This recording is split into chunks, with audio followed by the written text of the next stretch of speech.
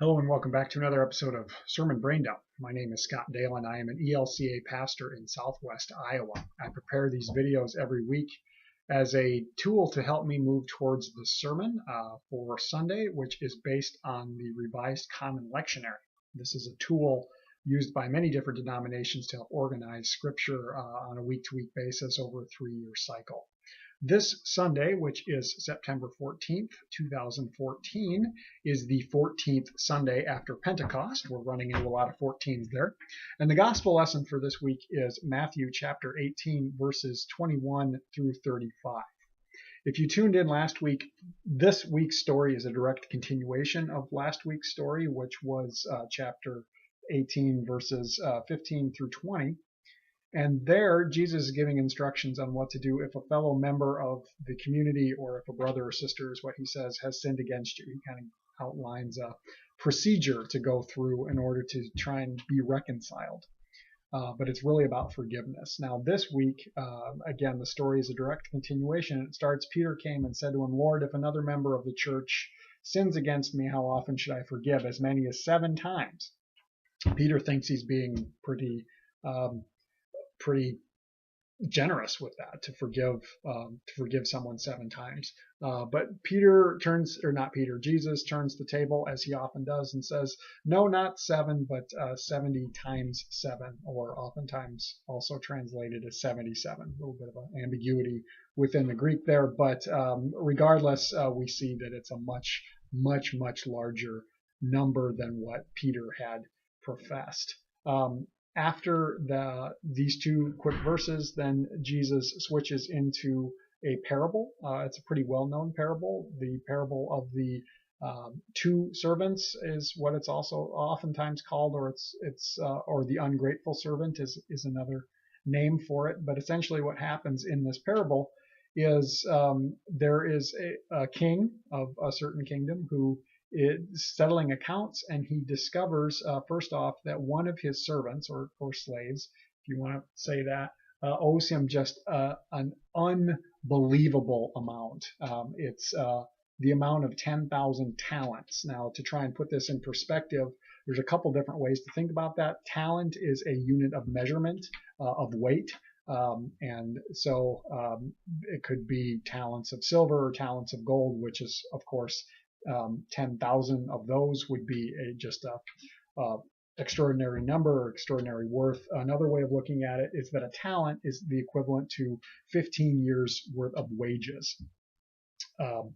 And if we looked at that in today's terms, looking at the minimum wage of $7.25 an hour, then 15 years worth of wages is $226,000. A little bit more, so 10,000 of those would be an amount of over $2 billion for a day laborer. So completely unable to pay that back. But this is the debt, and he calls it due, and the slave obviously cannot pay it back. There's no way he could ever begin to do so, and so the king orders that the man and his wife and his children be sold as slaves to help repay some of the debt, to recoup a little bit of the loss. But the man falls on his knees and says, have patience with me and I will pay you everything. Now, of course he won't. There's no way he can even begin to pay off any of that. But out of pity, the king released the servant. He forgave the debt. The debt was canceled. It was gone. And he sent him out free. Now, at this point in the story, this servant becomes then the master, who is also owed a debt by a second servant, which is much, much smaller. It says that he is owed 100 denarii. Now, a denarii is a day's wage, the wage for a day's work. So to owe him 100 of those is to owe him a debt of 100 days worth of work. And comparing it to today's same standard of minimum wage, it's about $6,000. So definitely still a substantial amount, but something that is able to be paid back with some work. You could pay off that amount. But at the moment, he doesn't have the money to pay it back, and so the second servant says the very same thing. Have patience with me and I will pay you everything. Within the Greek, the response of the two servants is exactly the same.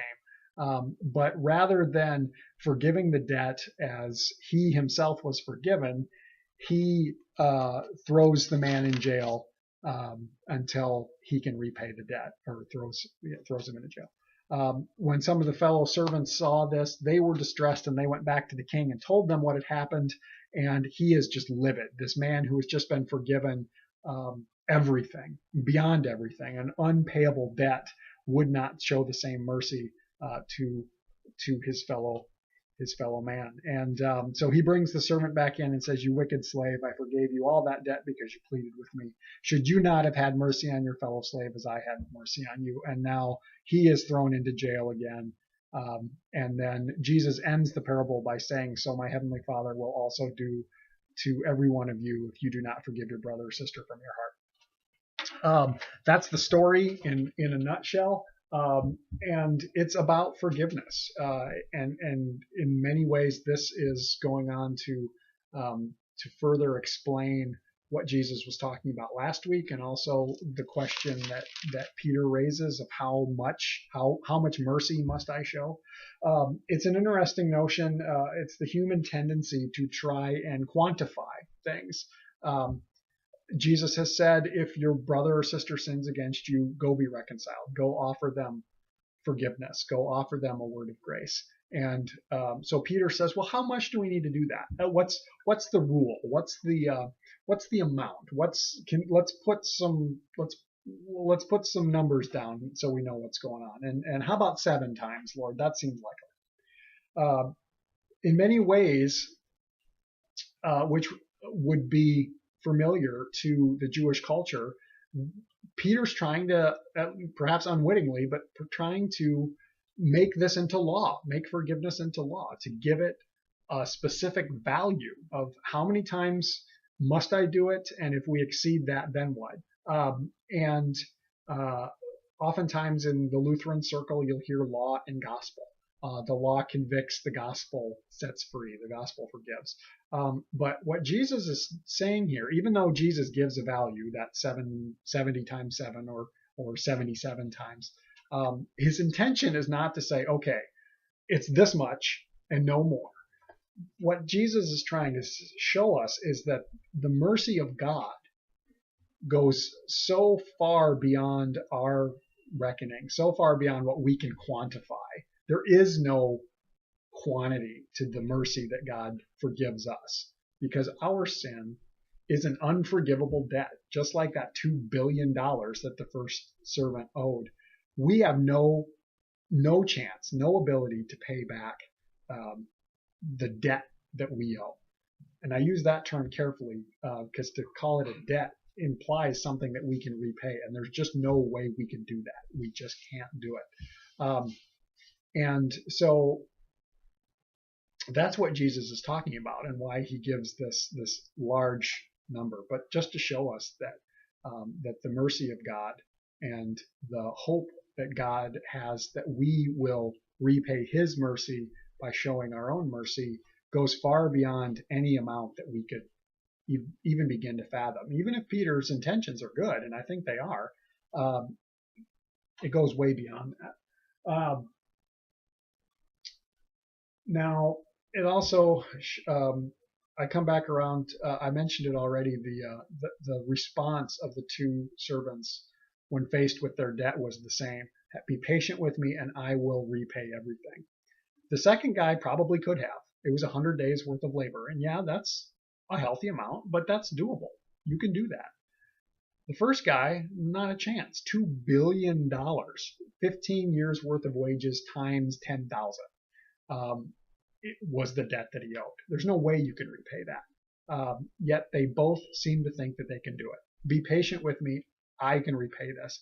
That is so telling of human nature, to think I have to do this. That I can work hard enough to do it. That I have the ability within me to pay this cost. And the recognition of the gospel perhaps the glory of the gospel. But the truth of it is, no, we can't. The debt that we owe of sin, the wages of sin is death. Paul tells us that in the book of Romans. We can't pay that on our own. We cannot justify ourselves. No ability, no intention, no work that we can do is enough to pay the cost of our justification from sin. So from that perspective, we begin to see the mercy of God that's offered to us. The glory of the gospel is that this unpayable cost is covered over by God through the life, death, and resurrection of Jesus Christ. And it is out of gratitude for the mercy shown to us that we in turn show mercy for a debt that maybe is forgivable, for something that maybe they couldn't work off. But when I say that, I also have to bring up the fact that sin is not something that we can atone for. We can only say, I'm sorry so many times, but we cannot change the sin. We cannot change the attitude. And so really, as I said before, this whole passage is about forgiveness. So what is forgiveness? I've heard it said that forgiveness is accepting that the past cannot be changed. Whether that means that the past cannot be atoned for, the sin against you cannot be made up for, cannot be repaid, and offering forgiveness to that other individual is saying that, yes, this happened, but nothing that you or I can do will change that, and letting go of it. Now, forgiveness is not always easy. Sometimes it is. Sometimes it can be as simple as, you broke my pencil. Oh, well, I forgive you. Other times, as everyone knows, the ability to hurt or harm one another is immeasurable. The hurt that we can cause, either wittingly or unwittingly, is so immense that, we think about $2 billion. That's no way we can repay that. No way we can make up for that. Just as some of the sins that unfortunately individuals commit against one another is the same way. There's no way we can make up for that. And that's one of the things I'll probably look at in this sermon is how do we offer forgiveness for something we can't forgive? And there are so many examples. This week we just had September 11th, when people that we don't know harmed our nation. And even more specifically, for those families directly affected, how do they offer forgiveness for the hateful act that cost the lives of their loved ones? How do you make up for that? Whether it's the murder of someone that you love, or betrayals, or there's countless ways that sin against individuals, between individuals, happens. How do we offer forgiveness for something that feels unforgivable? How do we let something go? And it's a process. And perhaps that's what Jesus is talking about when he says this huge number of times that we must forgive, because maybe you have to forgive the same thing over and over again. And perhaps you're faced with something that you can't let go of, and it keeps coming back on you, and you just have to say, in this moment, today I forgive it. And a moment later, maybe it's back in your gut again, and you got to forgive it again. Or maybe it's a day later, or a week later, or a year later, or a decade later, it comes back on you. And I'll probably try and explore some of that. I may use some personal examples, and I have some on both sides of the coin, where I was in the wrong and where someone I felt wronged me. And how do you offer forgiveness? Likewise, when you recognize the depth of your betrayal against someone else, how do you accept the forgiveness that they offer? Or how do you offer yourself forgiveness when you recognize your own shortcomings? Now, that's a lot of what this passage is about. Now, I could go into quite a bit more details behind it. I'm not going to do that today. This is the direction I'm going to go with the sermon. I'm just and what God is giving me this week to talk about. If you have any thoughts or interpretations or comments or questions, by all means share them down in the comment section of this video today. I look forward to hearing from you and continuing the conversation of how do you interpret this? How do you understand this? because that's what we do in community. Together we learn from one another, and we are shaped by our own experiences. So by all means, share those if you have them. Otherwise, I hope you have a blessed week as you prepare to either speak a word of this passage or hear a word from your pastor this Sunday. And have a great week, and God bless.